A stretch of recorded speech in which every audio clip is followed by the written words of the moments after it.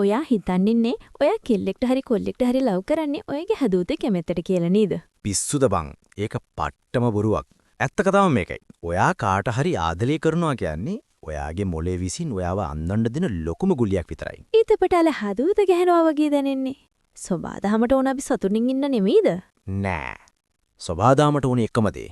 ඔයාලව ළමයි හදවලා මේ මිනිස් වර්ගයා ඉස්සරහට ගෙනියන්න විතරයි. මනෝවිද්‍යාවට අනුව ආදරය කියන්නේ කොටස් 3ක පිස්සුවක්. පළවෙනි එක රාගය. රාගය? ඒ කියන අපු පාර යනකොට ලස්සන කෙනෙක් දැක්කම අම්මෝ කියලා හිතෙන්නේ ඒකද? හරියටම හරි. ඒ ඔයා නෙවෙයි. ඒ ඔයාගේ ඇඟේ තියෙන ටෙස්ටොස්ටෙරෝන් සහ ඊස්ට්‍රොජන්. මේ හෝමෝන වලට ආදරේ වැඩක් නැහැ. ඒවට ඕනේ තමන්ගේ ජාන ඊළඟ පරම්පරාවට යවන්න විතරයි. හරි. එතකොට දෙවෙනි එක අර කන්න බැරි වෙන නිින්ද යන්නේ නැති වෙන ෆීලිං එක.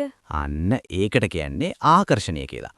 ඔයා ආදරය කරන කෙනා ගැන හිතද්දී ඔයාගේ මොළයෙන් ඩෝපමින් නිදිනවා. විද්‍යාඥයෝ කියන්නේ කුඩු ගහමු කෙනෙක්ට දැනෙන ෆීලිං එකම තමයි අලුතින් ලව් කරන කෙනෙක්ට දැනෙන්නේ. අම්මෝ ඒ කියන්නේ ආදරය කියන්නේ ඇබ්බැහිවීමක්. එතකොට ඇයි අපි හැමෝටම ආදරය කරන්නේ නැතුව එක විශේෂ කෙනෙක්ට විතරක් හිත යන්නේ? අන්න එතනයි වෙඩි තියෙන්නේ.